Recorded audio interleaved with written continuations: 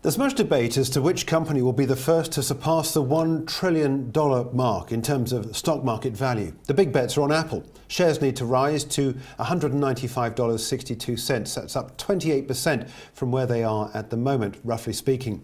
Current market cap is $792 billion.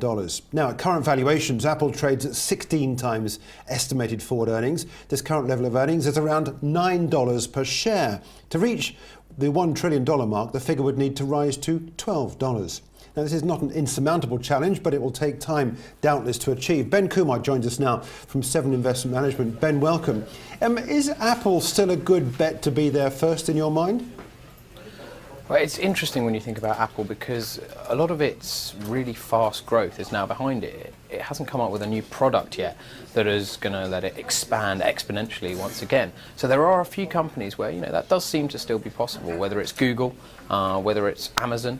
They still have a little bit more potential to expand into new business areas. Apple hasn't managed to do that for quite some time. Okay, I want to follow up, if I can, on the comparisons with the likes of Google and Amazon in just a minute. But so you're saying that basically Apple is resting on a glittering past, but we hear about new products, the watch, the TV, and we hear about research going to other areas as well. Surely they are looking to expand. They are absolutely looking, but the problem is they haven't managed to yet. The watch was not the runaway success they thought it would be. The new wireless headphones they brought out with the previous iPhone, not the kind of runaway success that they thought it would be. The problem for Apple is that it's actually quite a mature company now. It makes products. We're not in the kind of cutting edge of technology. What it does is it makes a very good phone, but so do lots of other companies in the world, and the advantage of being the first mover is now long gone. Talking about phones, it's interesting, I note, to see a survey undertaken in China recently. Yes, it was only 1,000 people, but my understanding is the local handset, I think it's called the Huawei, is more popular now than Apple, because we got this recent release from Apple, this $1,000 phone that we've been hearing a lot about. And I understand as well that the recent operating system 11 update has had a second update that followed on very quickly to fix poor performance bugs. It certainly seems like Apple's taking their focus off the ball. In terms of phones, let's take a look at that, because we got this recent release.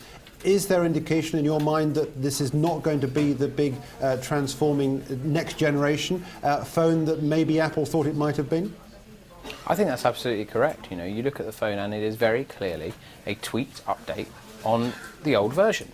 And lots of other companies are doing exactly the same thing around the world. The next phone you get out will have a slightly better camera, improved screen, perhaps an extra functionality on the system, but there's nothing really game-changing.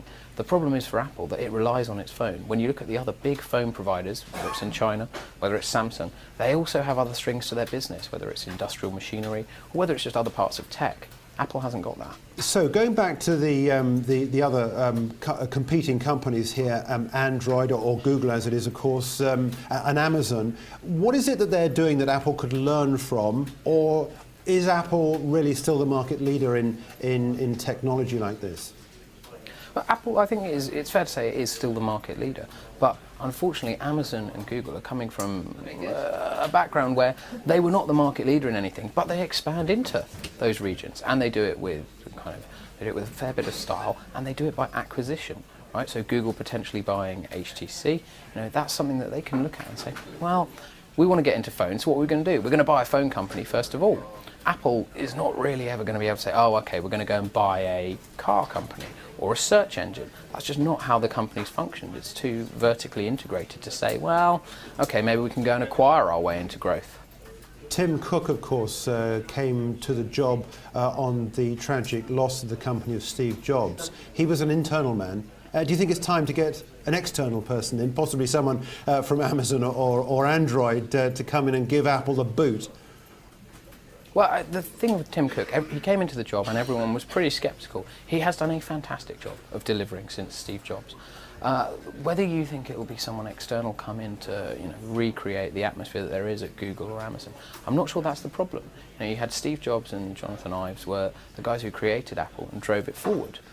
they're gone now. Or Jonathan Ives is certainly stepping back from the design world in a way we haven't seen before. So I think for Apple, you need to change the whole business structure. It might be that Tim Cook's the man to do that and say, look, we need to look elsewhere when we're thinking about product, when we're thinking about how we want to involve ourselves in people's lives. The idea that they're looking at, driving technology is something that, I think is perhaps the way they need to be evolving, and to look at other products, into getting into people's homes in the way that Google and Amazon now have done.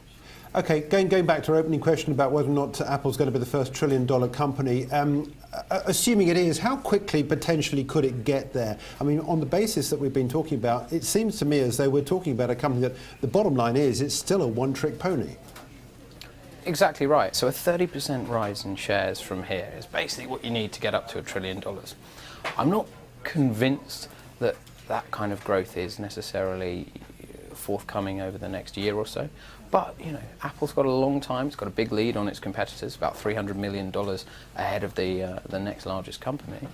There's a long time for $300 billion ahead, rather. There's a long time for it to, grow those earnings from $9, as you said, up to $12. Perhaps it can do it over the next 2 to 3 years. And, few companies stand a chance of catching it. Okay, all right, Ben, we'll leave it there. But thanks indeed for joining us with your thoughts on Apple. Ben Kumar there from Seven Investment Management talking about Apple and the potential for the business or otherwise to get that magical $1 trillion mark. Could it be first at that big milestone?